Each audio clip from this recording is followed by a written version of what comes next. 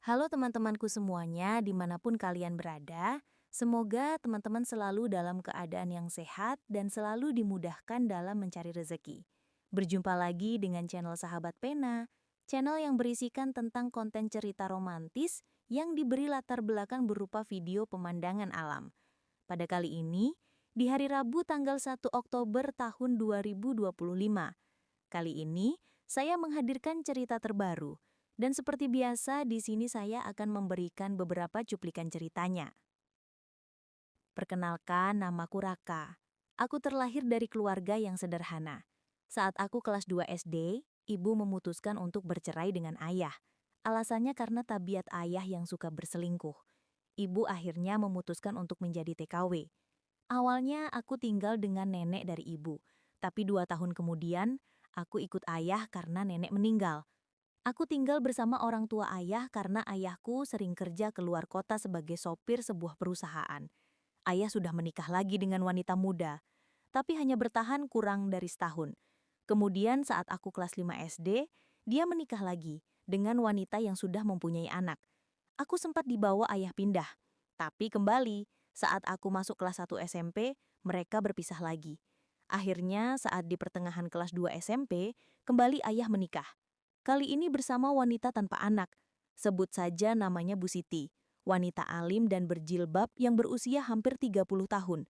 Aku kembali dibawa ayah karena Bu Siti punya usaha sendiri, jualan makanan ringan yang dia buat, lalu dia titipkan di toko-toko dia dengan leluasa memberiku uang jajan, bahkan seringkali berlebih. Dia hanya menyuruhku untuk menabung kalau ada sisa uang jajan. 4 bulan pertama pernikahan mereka sungguh kelihatan bahagia. Tapi kemudian ketika ayah jadi sering keluar kota, Bu Siti kelihatan sering sedikit murung, apalagi jika ditinggal agak lama. Tapi biasanya ketika ayah kembali, kemurungannya seperti sirna. Sungguh, lama-lama aku bisa merasakan bahwa dia sangat kesepian kalau ditinggal ayah. Tapi di depanku dia selalu berusaha bersikap tanpa masalah. Bahkan kadang, tak jarang jika dia jenuh, dia mengajakku ke kota, sekedar makan bakso atau membelikanku pakaian. Sungguh, aku bahagia dengan perhatian beliau.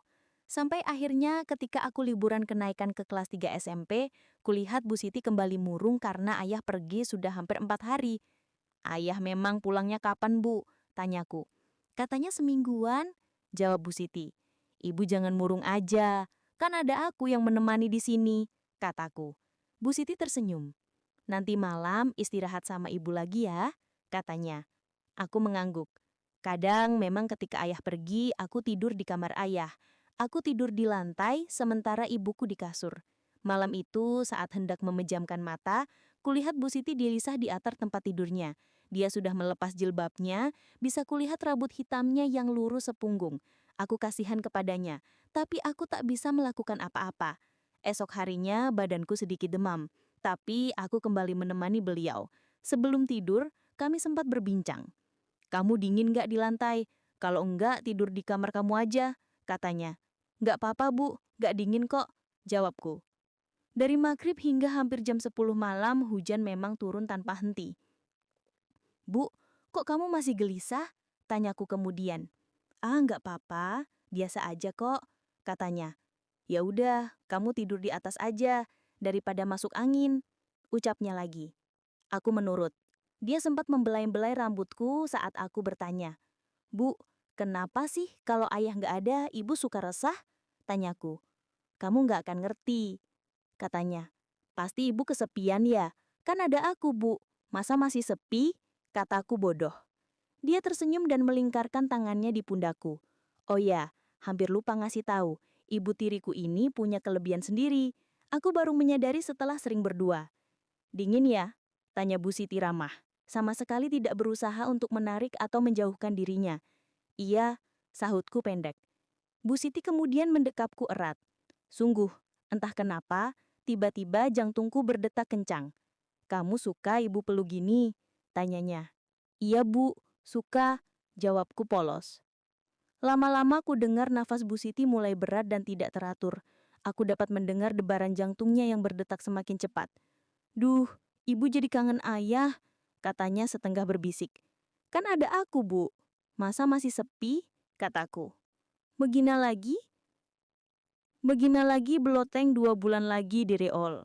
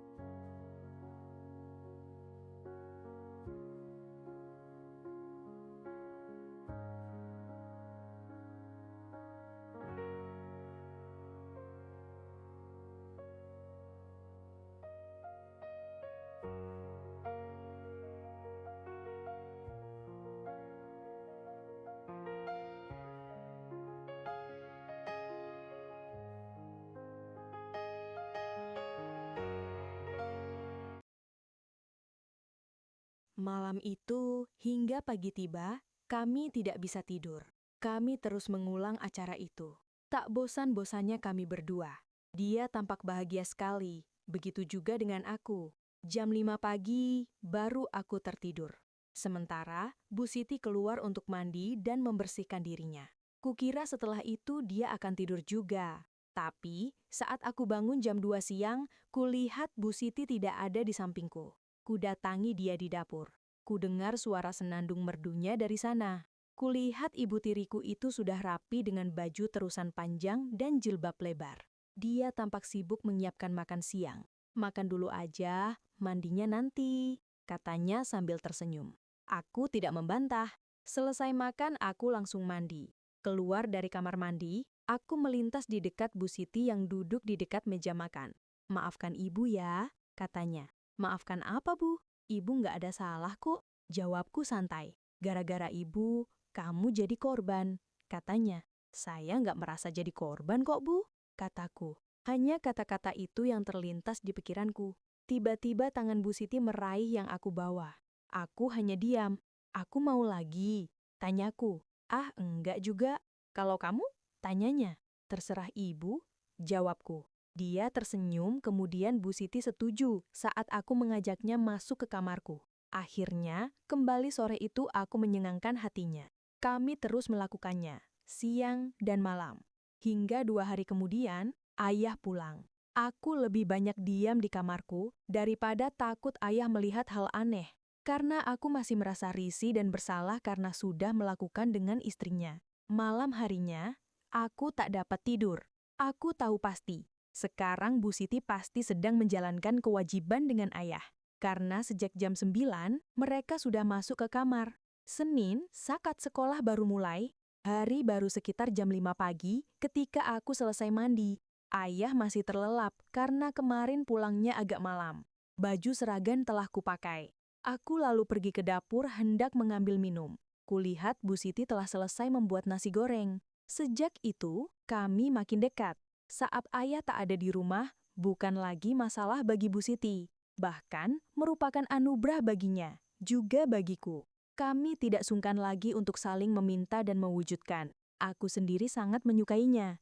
Siapa juga yang tidak senang bisa menemani wanita cantik macam Bu Siti, yang menurut pandangan orang luar sangat alim dan lugu.